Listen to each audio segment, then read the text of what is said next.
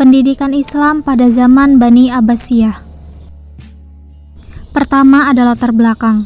Masa dinasti Abbasiyah yaitu pada tahun 750 sampai 1258 Masehi dikenal sebagai era keemasan Islam, terutama dalam bidang pendidikan dan ilmu pengetahuan. Perkembangan pendidikan Islam pada masa ini didorong oleh perhatian besar dari para khalifah terhadap ilmu pengetahuan, kemajuan lembaga pendidikan, serta penerjemahan karya-karya Yunani dan Persia ke dalam bahasa Arab.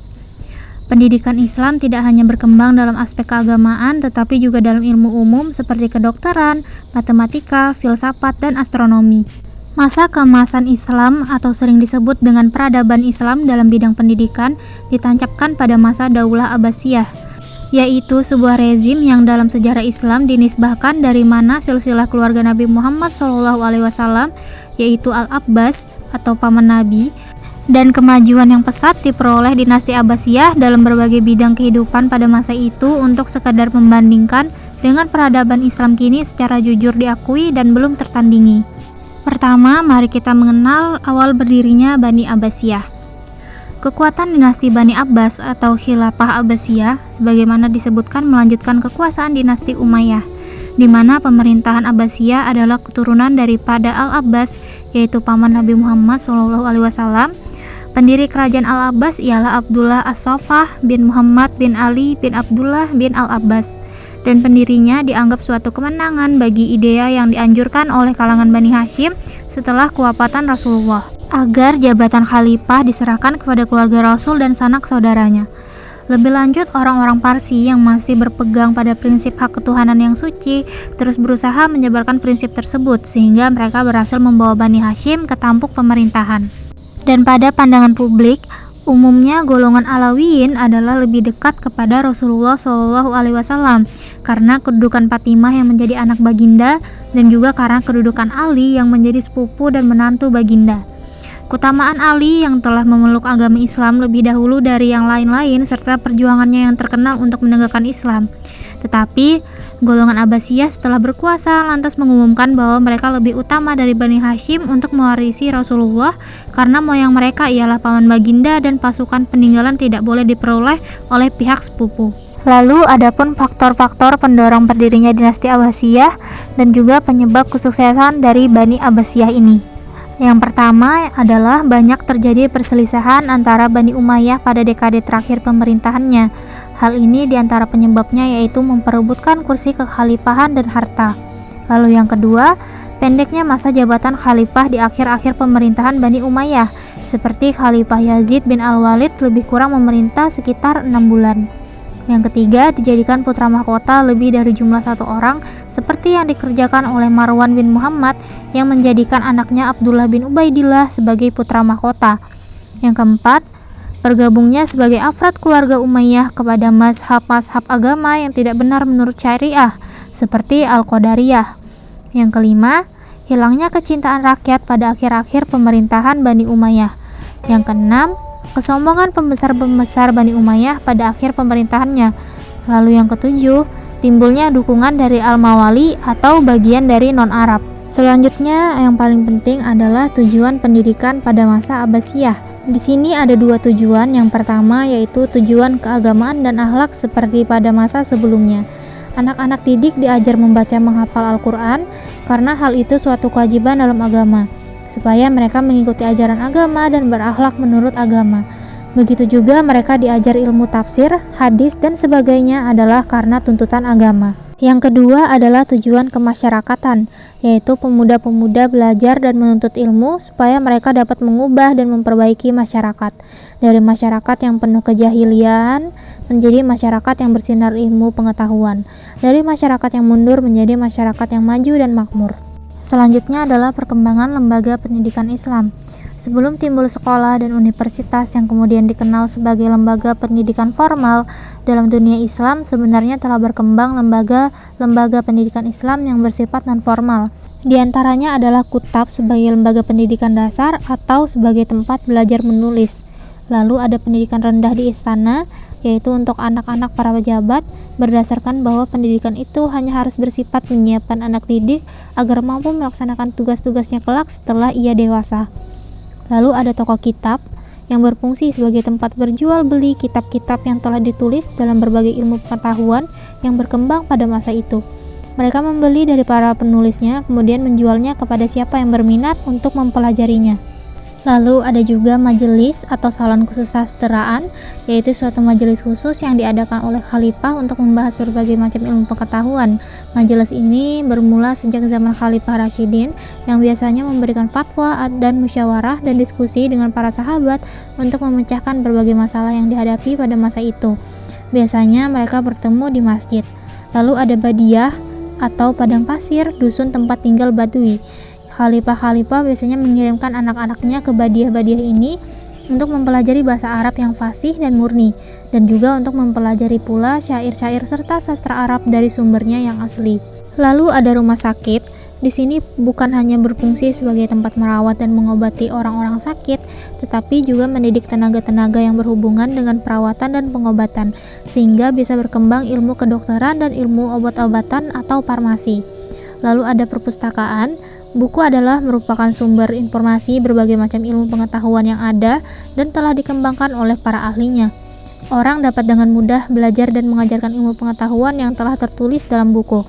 Dan yang terakhir adalah masjid, yang bisa menjadi tempat bermusyawarah, tempat mengadili perkara, tempat menyampaikan penerangan agama dan informasi-informasi lainnya, dan juga sebagai tempat menyelenggarakan pendidikan, baik bagi anak-anak maupun orang-orang dewasa. Selanjutnya yang paling penting adalah perkembangan ilmu pengetahuan.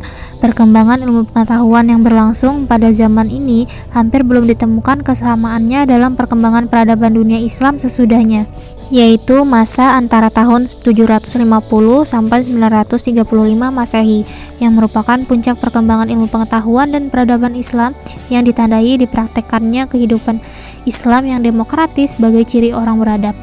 Tindakan penguasa Abbasiyah pada masa-masa awal yang tak mengenal warga kelas 2 berimplikasi pada pemberian kesempatan sama dalam meraih prestasi, khususnya bekerja di pemerintahan dan istana Khalifah Al-Mahdi pada tahun 775 sampai 785 Masehi. Berbeda dengan kepemimpinan Harun al-Rasyid pada tahun 786 sampai 809 Masehi dan putranya Al-Mamun pada tahun 813 sampai 833 Masehi yang kurang demokratis, absolut, hidup mewah, dan raja yang menentukan segala-galanya tanpa jelas perbedaan tuan dan budak, tetapi di sisi lain tampak keberpihakan pada pengembangan ilmu, ekonomi, sosial, budaya, teknologi, dan menyediakan beasiswa yang banyak, serta yang paling pokok adalah mempelopori kebangkitan budaya-budaya besar. Pada periode pertama, pemerintahan Bani Abbas mencapai masa keemasannya. Secara politik, para khalifah betul-betul tokoh yang kuat dan merupakan pusat kekuasaan politik dan agama sekaligus. Di sisi lain, kemakmuran masyarakat mencapai tingkat tertinggi. Periode ini juga berhasil menyiapkan landasan bagi perkembangan filsafat dan ilmu pengetahuan. Selanjutnya adalah situasi politik di Bani Abbasiyah. Di sini ada 3, tapi yang pertama adalah sebagai sistem pemerintahan terpusat dan birokrasi, yang termasuk sentralisasi kekuasaan. Maksudnya adalah kekuasaan di tangan khalifah memainkan peran utama dalam mengatur seluruh aspek pemerintahan. Ibu kota Baghdad dibangun sebagai pusat administrasi, kebudayaan, dan ekonomi. Sistem birokrasi yang canggih memungkinkan pengelolaan wilayah yang sangat luas dan beragam. Yang kedua, sebagai persaingan internal dan politik faksi, intrik, dan persaingan elit. Elit politik yang terdiri dari pejabat tinggi, penasihat, dan jenderal sering kali terlibat dalam persaingan internal. Faksi-faksi yang berbeda yang berasal dari latar belakang etnis seperti Arab, Persia, dan Turki saling beradu ambisi dan strategi. Rivalitas ini tidak jarang menghasilkan konflik internal yang menimbulkan pemberontakan serta pergeseran aliansi. Namun pada saat yang sama juga mendorong munculnya inovasi dalam sistem administrasi dan manajemen negara. Dan yang terakhir, sebagai pengaruh eksternal dan hubungan diplomatik. Aktif dalam menjalin hubungan diplomatik dengan kerajaan dan bangsa lain termasuk Persia, Bizantium, dan wilayah di Asia Tengah. Hubungan ini tidak hanya bersifat politik, tetapi juga memfasilitasi pertukaran budaya dan pengetahuan yang turut memperkuat posisi politik kekhalifahan. Lalu ada pun juga situasi sosial Bani Abbasiyah. Di sini juga ada 3. Yang pertama sebagai struktur sosial yang berlapis, yaitu pertumbuhan kelas menengah. Maksudnya, Seiring dengan berkembangnya perdagangan internasional dan urbanisasi di kota-kota besar seperti Baghdad, muncul kelas menengah yang terdiri dari para pedagang, pengrajin, dan intelektual. Kelas ini berperan penting dalam meramaikan kehidupan ekonomi dan budaya, sekaligus mendorong modernisasi sistem sosial. Yang kedua, sebagai keberagaman budaya dan pertukaran intelektual, yaitu pendidikan dan literasi.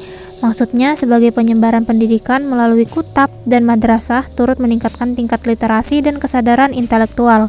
Hal ini tidak hanya mendukung kemajuan ilmu pengetahuan, tetapi juga berkontribusi pada pembentukan opini publik dan pergerakan sosial di masyarakat. Yang terakhir, sebagai dinamika ekonomi sosial, seperti perdagangan dan urbanisasi, yang bermaksud perkembangan kota-kota besar dengan pelabuhan yang strategis meningkatkan arus perdagangan internasional. Hal ini mendorong pertumbuhan ekonomi yang berdampak pada peningkatan standar hidup dan dinamika sosial, di mana kekayaan dan kemiskinan hidup berdampingan. Interaksi ekonomi juga membuka jalan bagi pertukaran ide dan inovasi dalam berbagai sektor kehidupan. Dan yang terakhir dan juga penting adalah situasi keagamaan di Bani Abbasiyah.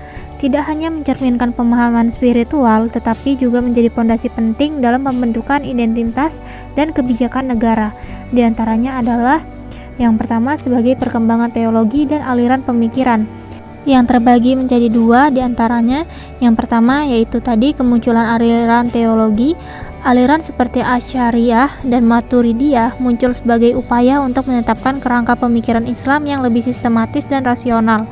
Lalu yang kedua, integrasi filsafat Yunani dalam Islam, yaitu pendekatan ini mendorong dialog intelektual dan mendalam dan menghasilkan karya-karya yang tidak hanya berkaitan dengan teologi, tetapi juga ilmu pengetahuan dan filsafat. Lalu ada sebagai peran institusi keagamaan dan ulama, terbagi juga menjadi dua. Yang pertama sebagai madrasah dan pendidikan keagamaan.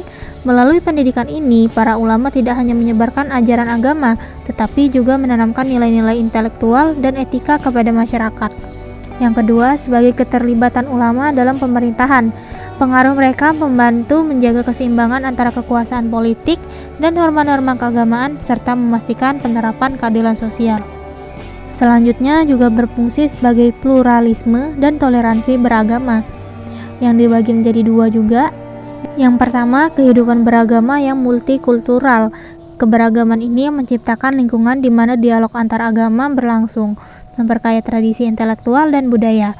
Lalu yang kedua, sebagai kontribusi terhadap ilmu pengetahuan. Maksudnya institusi keagamaan menjadi jembatan bagi para ilmuwan dan pemikiran dari berbagai latar belakang untuk saling berbagi ilmu, yang pada akhirnya mendorong kemajuan ilmiah dan budaya secara menyeluruh. Itulah penjelasan mengenai pendidikan Islam pada masa Bani Abbasiyah.